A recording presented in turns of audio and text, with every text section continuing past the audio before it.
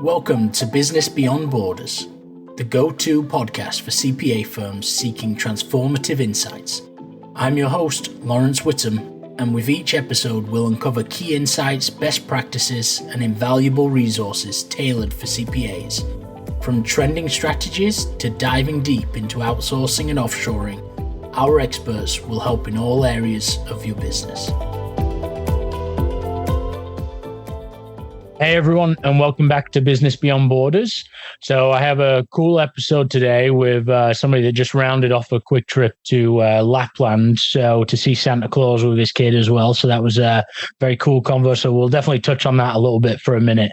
But has also traveled the world, is in the UK, but regularly travels to the US and to Pakistan where their office is. And this is Ashley Platt. So again, he's very big on social media side of things as well. So you may have seen him around or heard from him. But Clear Cut Outsourcing, where again, it's another option for firms, right? Again, you typically hear of the India side of things, the Philippines, South America, South Africa, and Pakistan now is one of those areas that is also an attractive area to start outsourcing to. And there are plenty of places around. So the big reason, to bring everybody on is to really understand all your options that you have available, right? So Ashley, really appreciate you jumping on today and sharing a little bit about yourselves and the best ways that people can work with a provider like yourselves. Yeah, thanks for having me on, Laurence. Great to be here. So, and now staying away from, again, being a Brit as well, staying away from the soccer talks. I know you're super into that and you're way more into it than I am even, but I know you're very, very down and into the weeds with your local team. So, but can you give a bit of a background about Clear Cut Outsourcing, who you are, what got you into this, and sort of just a bit of background? That would help. Yeah, definitely. The way we got started with Clear Cut Outsourcing, it was ultimately out of a annoyance of the outsourcing that I had with the CPA firm I worked with in the UK. I've had 15 years in the industry across 3 different firms where I was in senior positions, and we always outsourced to India to support the back office work, essentially the work done behind the desk, so we could spend more time with our clients. And coming into the pandemic in 2020, I was looking for a better solution because I made outsourcing work really well with our firm and it really helped us improve our margins. But it took a lot of effort from my side, and I always felt it should be a lot easier.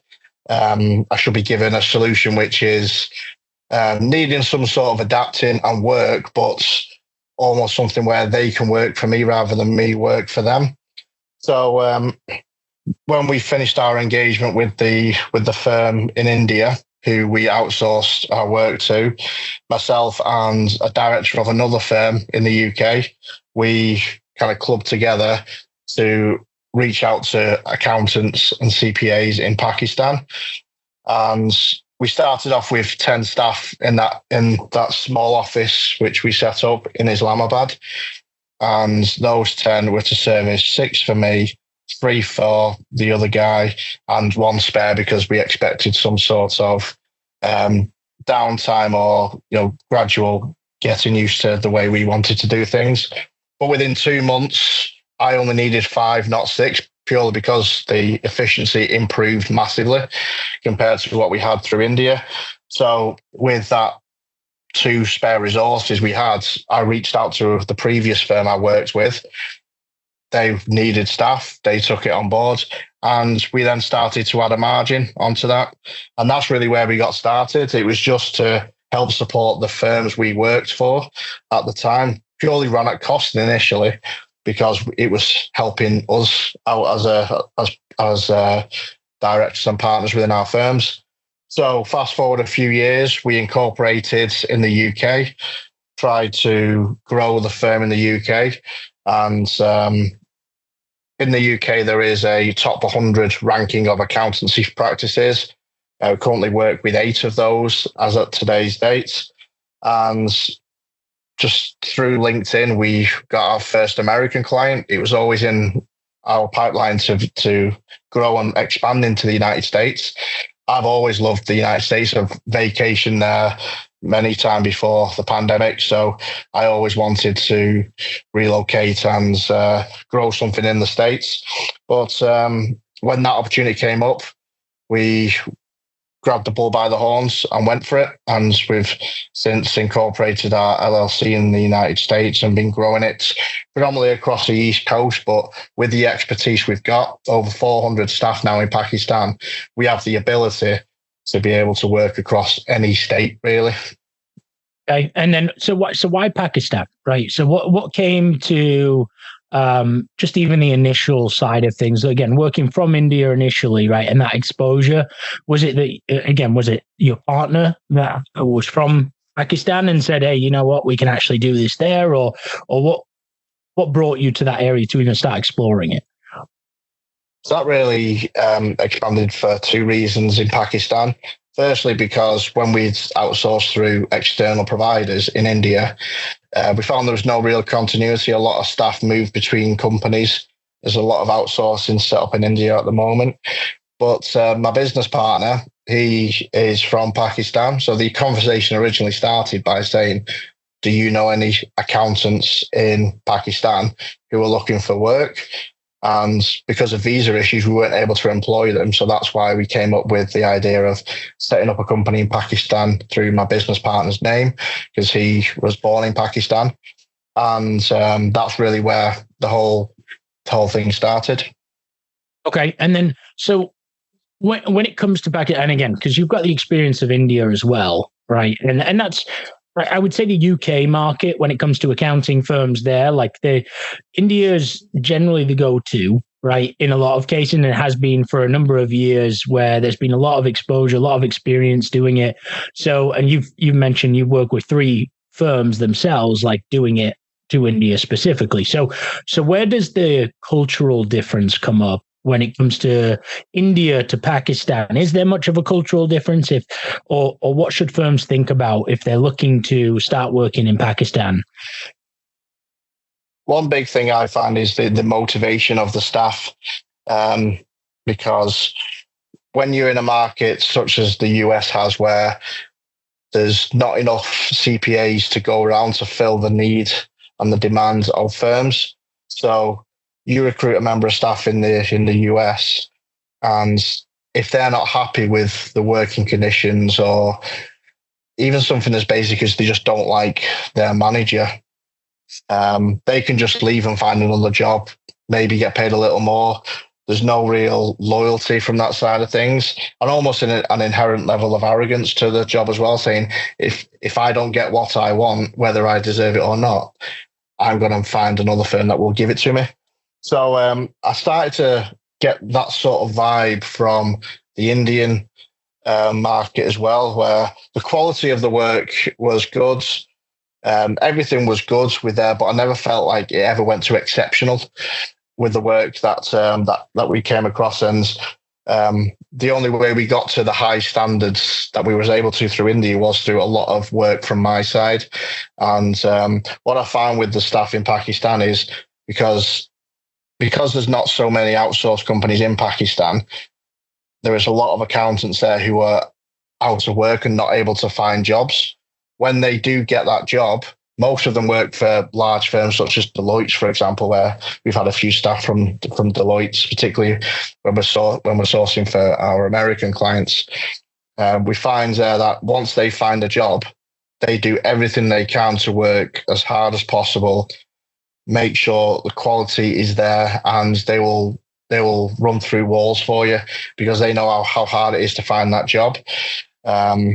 So that motivation to work well for whichever firm we place them with is 100% there with the team we have in Pakistan. And because we have those roots where those first 10 staff, we still have 8 of them in Pakistan, and 2 of them we've sponsored to come to the UK and do some on the ground work. But because they know the loyalty we give them, we go through training to get them qualified. We give them additional holidays and religious holidays to make sure that culture is being adhered to, really, so that we're not taking them beyond their means. That sort of culture there really kind of makes them happy and want to work for us.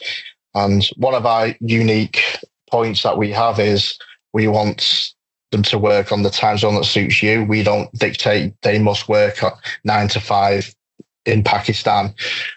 We have 21 hours a day. The office is open at the moment.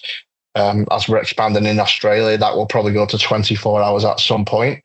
But because of the working conditions, the culture, and the motivation of those staff to want to work well, we're able to give them the opportunity to work at whatever time suits them. And when it comes to the American market, there's, on the East Coast, there's 9-10 hours difference between Pakistan and Eastern time. So if we're able to give staff the opportunity to work late into the evening and overnight in Pakistan to suit a 8 to 4 Eastern shift, then that gives them more flexibility. But also our clients in America are in a position where they can have staff working on their time zone if needed.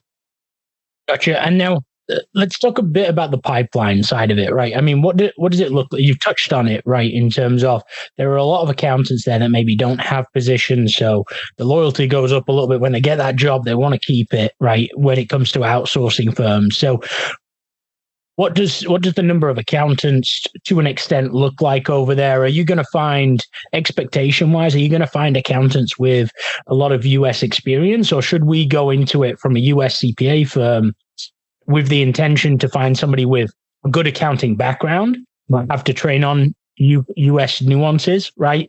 What does that look like in Pakistan? So we've been outsourcing to the US for almost 2 years now. When we first started, we had to directly recruit from the likes of Deloitte. We found out in that process, we pay around 10-15% higher with base salary, but we also have additional benefits as well. So we was able to give them really good salaries and able to bring in staff as quickly as needed with that relevant experience. Because that Deloitte office close by to ours is service in North America. So initially, that was where we was getting the talent from, and essentially pricing Deloitte out the market because we budgeted, we were happy with what we were receiving off the back of that, but also happy that we could give the worker a very good remuneration package. As we've grown, we've started to develop a similar sort of process as we do for the UK, where the 4 offices we have across Pakistan, which is Islamabad, Lahore, Multan and Karachi, we're linked with the local universities, local colleges. So we're in a position where we can get people with a degree, part qualified accountants. We can then take them through those qualifications to become chartered certified accountants and ultimately give them a training path to progress up. So all those without the certified chartered status, they'll start off as bookkeepers and then progress through the ranks, as you would normally have with a graduate as you bring into your firm domestically. So we're now starting to build that path. So in another 4 years, we'll then have the first people who are coming through that 5-year progression plan to get to that top level of experience that we're looking for. But we're still having to recruit for the top end of work at the moment, because that sort of that farm, if you call it, thinking of my sports terms there, but that sort of farm to bring the people through, that will gradually come to fruition over the next few years. Now, when it comes to the actual skill sets, right, and let's say service lines, right, in a lot of cases, like, do you do more on the bookkeeping, accounting? Can you find people with tax experience? Can you find people with audit experience? Are there limitations that a firm should think about, right, in terms of that? Not that they can't train to that, right? I think I want everybody to have the open mind that you can always train for these types of things, but should they have more of a training mindset when it comes to certain areas, whether it's tax, whether it's audit, or should they have, no, we can actually find up to a certain level of experience, right? And what is that limitation there? One of the main areas we found limitations is in the audit space. We are able to find people to fill audit roles. If it's more of an associate level, up to around 2 years experience, we can generally find that within a week, maybe 2 weeks. But when it comes to the senior level, that is really hard to find. And that's internationally. We are able to get those people on board, and we do have a few on board at the moment, but it is that process of trying to get those 1, 2, 3 year experienced audit staff to be able to get to that level of 5, 6 years where you can put them on the more complex work. The tax side of things would probably be the next struggle. We work with some firms who work across state lines. They have the same issues because getting people to work across different states has different tax implications everywhere. So that is something which, as we grow, we're expanding that cross skill. But we're very lucky to have a lot of very good staff specialists in certain areas. So we might not have someone who can work cross borders, cross state lines, sorry, but we'll have multiple people who between them can make sure that they're working and training those staff so we can place the most ideal person, not perfect, but will fit 70, 80% of the criteria. And we can then work with them with other skilled managers we have to then fill in that gap over the 6, 12 months that we would start that engagement. Okay. And then what type of model, if a firm's coming to work with you, like what type of model do they work with, right? Is it like a managed approach, right, where they do know, sometimes they don't know the direct employee they're working with? Do they go through like a recruitment side of things? Like, can you walk through like what they should expect from that side? Do you have multiple models? Like, but just so that we can get an understanding for the actual way that you guys work. Yeah, so we try to be guided by what the ideal scenario will be from our clients. So some would just like a resource to be placed with them who they can trust are capable to complete certain tasks. Some firms like to be involved with that recruitment process, and we're open to either method. The quickest method is just to say, I want 1, 2, 3 members of staff who are skilled in these roles. We say, this is your resource. They are capable to do this. And then we'll work with them in the first few weeks. And the managers on site in Pakistan will then continue that to make sure they maintain that level of quality. But when it comes to those firms who want to be involved as if it was a traditional recruitment approach, then we'll put forward a few candidates who we think are suitable, and they will do a Zoom or Teams interview with them essentially and pick their favorite. Generally, it depends on the time restraints of the firm. So firms where we're working with at the moment to get that person ready for January, they're more open to speak to a couple and find the one they like the most because there is that available time. But 3-4 months ago, some firms were saying we just need a bunch of 1040s get someone who can do the tax returns and get them out the door. And then we just provided the people who could do that. So in that scenario, it's ultimately down to what that firm wants, how they want it, how much of a process they want doing by us and how much they want to be involved with it. But there's no difference in fee at all. We don't charge for our time in that recruitment element. It's we get that person which is perfect for you to start on day one. Okay, great. And then what about as we start to round off a little bit, like, can you share some best practices, right, that you've learned over the years around working best with your team, right, from that perspective? And also, if there are any challenges that you've really seen with a US firm specifically working with the team in Pakistan, whether it's cultural communication, whether it's process driven, like what are maybe a challenge or two to help so that people can learn from that and how those were overcome, right? That would be super helpful. Yeah, so a really good practice, which I try and promote with all our clients, is to have a system where you essentially treat the resource as a member of your team. So you would have regular virtual catch-ups, weekly, probably fortnightly, I'd probably say at the very least monthly.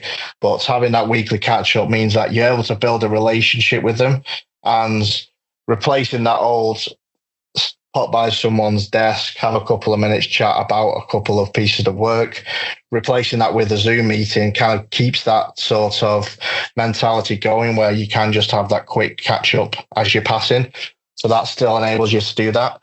But also it allows you to pick up on specific tasks which have been completed or jobs which there's been certain review points, and you can say, that piece of work that you did last week, let's talk through it, just identify exactly how I wanted it to be done. Because ultimately, no person, whether it's in your building or outsourced overseas, no person is going to be perfect. So it's about getting them to be the highest qualities for the way you want things to be done as soon as possible, and constantly building on that. So review points, giving information back, and feedback is critical because that resource will learn the way things are done.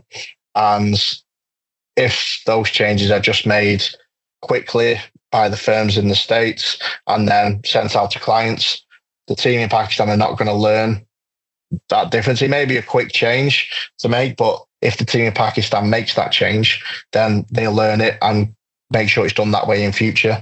So that's one of the major practices. Having that regular catch up would be a good thing. And no review point and no issue is too small is another good piece of advice for firms who are looking to outsource, because from that position, you're able to aim for 100% accuracy. Whereas if you just leave off the final 5% that makes your job from very good to exceptional, if you miss that piece of feedback off because it's easier for you to make that change, think how many times you're going to make that change in the future. If you inform them of that change now, it may take 2 or 3 times as long to fix it now, but that will not happen in the future. That's a couple of good bits of advice there, I think. Yeah, I was going to say, and that's a big piece, right? I think there's a lot of partners that I talk to that do exactly that, right? And it's partly because of the seasonality of certain work where they're too busy realistically or they believe they're too busy to then go and provide feedback. And maybe they say, okay, well, we're going to give some feedback at the end of the season. Then you've technically, if you train it at the beginning, or if you give the feedback initially in that chain, you may have to give the feedback multiple times in some cases, or you may have to put a control in place to make sure that feedback is actually acted upon, right, in every case. But if you do it earlier on, you're going to save yourself time in the long run, right? And that's in the busiest time of the year, it's better to fix it, right, and deliberately assign yourself some time to give that feedback. Because I've seen it all too often, and this goes for both the employee perspective, right? If you're working with yourselves and having more of like a dedicated employee, if you're working on a project perspective, it's even more important, right? Because if I've seen so many firms just take it and fix it, but then they'll have every other return that is being done in the tax season with the same error, right? In a lot of cases, and they could have spent a little bit of time at the beginning to get it fixed, and now they're not getting extra frustrated because they're having to make the same changes over and over again. And generally, if you're in the office with somebody, you will probably give that training, right? Because you'll bring them over to your desk and you'll show them, hey, to remind you, this is what we have to do, right? Whereas when they're in a virtual environment, typically that piece is missed in a lot of cases. So that's very, very important. Now, what about a challenge? Maybe just to round off with, like, have you seen another challenge that a firm is typically making in a more consistent basis, right? That they can change themselves, that maybe they need to change internally in order to make it work when you're working with a virtual or an offshore team? Yeah, I found that the main issue and the main challenge is generally around technology, and the partners and the C-suite level senior management team, where if they've been around the firm 20, 30 years, they've been very successful in the way things have been done, and it's worked great. But the advancement we've had in technology over even just the past 5 years, we've seen AI come out of nowhere from over the last 12 or 18 months. Although AI has been around for a long time, it's never been so available. So when it comes to utilizing technology, it can be very hard to get left behind a little because there's so much to pick up on. So utilizing outsourcing is a great way to do things, but if you don't have the technology there where things are online, it can be very difficult. If you're still getting the old records through the post, records in a box delivered to your office once a year, that can make things very difficult because you then have to hire someone locally who then sorts through that, organizes it, and then passes it on to a bookkeeper to produce the work, and then pass it on to the CPA who will then do the accounts and the tax work. That process can be shortened massively by utilizing technology. So firms who have got that elder structure in place where everyone's been in that firm for a long time, we're seeing more and more starting to utilize younger partners, younger executives to help bring them to the modern era. And a lot of time, it doesn't take that much to change that culture. So one of the main challenges for us is where we've been trying to support firms where they're either partway through or not yet started that process to kind of build those younger executives through. Because ultimately everything we do is virtual and online, essentially because we're based overseas.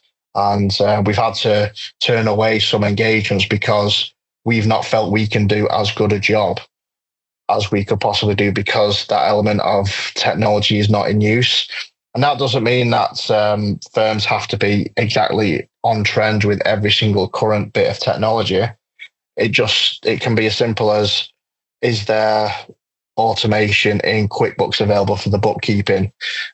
Is there pictures and scans of key invoices and key receipts for us to be able to correctly allocate and produce the accounts work? It can just be as little as that, which is a great starting point. So we've got that much experience across various states, various countries, as you know, and people with different experiences from working with large companies through Deloitte or working with smaller entities and individuals, that we actually help and support some firms in moving over to more current technology because we've had experience of working with those. So we can say, well, have you tried this software? They then arrange something to get a demo in place. And because we know how to use that, we can essentially be the first person who tests and tries out that for them because we know how to use it in a very good manner. So we try and help firms where we can there, but utilising services such as yours, Laurence, where you're able to get firms suitable and capable to be at that point where they can outsource, that is a key role, particularly in the larger and older firms. Yeah, and I think, and you brought up a good point in terms of being open, right? Especially when working with an outsourcing firm, right? You've got to be going with an open mindset as to, I know we do it this way and we've done it this way for, it could be 20, could be 50 years in a lot of cases. And I'm sure we're adapting, we are investing in new technology now in a lot of cases.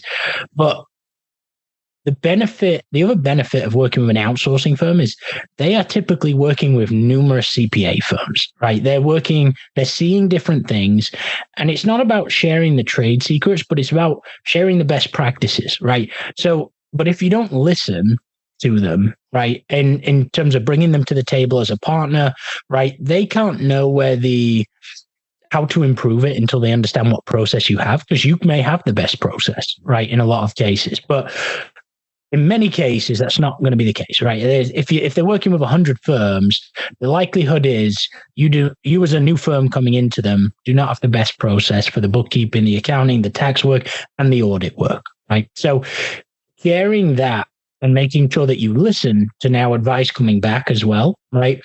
As to, can we actually improve our process, will help with that, right? And I feel like that's where shuts down a little bit, right? That it goes one way, it doesn't come back the other way, right? And it's partially because as the outsourcing firm, a lot of them want to adapt, right? I mean, we're bringing them, essentially placing employees for them. So we want them to adapt to their processes, right? But then it's the leaders like yourself and leaders within the outsourcing firm where the advice can come from, right? And the practice leaders on the accounting, the tax, the audit side need to sit and listen to see if there's any improvements that can be made and made it more effective, right? In a lot of cases, because a lot of the outsourcing firms are very driven on less on relationship-based working, but more on results-based working, right? What are we being efficient, right? What is the time going into this, right? And do we have a product coming out that we can automate in some way and look at it from that perspective compared to,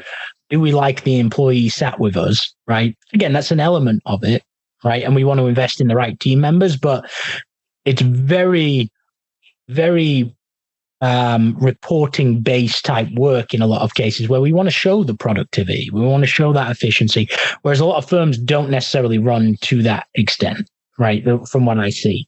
So Ash, what is the best way for people to reach out to you if they want to learn more, if they want to speak to you about specifically in Pakistan? Like what's the best way? So the best way to reach out to us is you can visit our website, clearcutoutsourcing.com. But you can also find me, you mentioned it before, I'm all over LinkedIn. I love a good bit of content on there. So if you're on LinkedIn, find me, Ashley Platt. I'm generally the first one you'll find there. I've had some people who have not even been connections who said they've searched outsourcing and my name was the first to pop up. So you'll very easily find me on LinkedIn. But you can also catch me on my email, so ashley.platt@clearcutoutsourcing.com. So hit me up on any sort of method there, and we can set up a chat.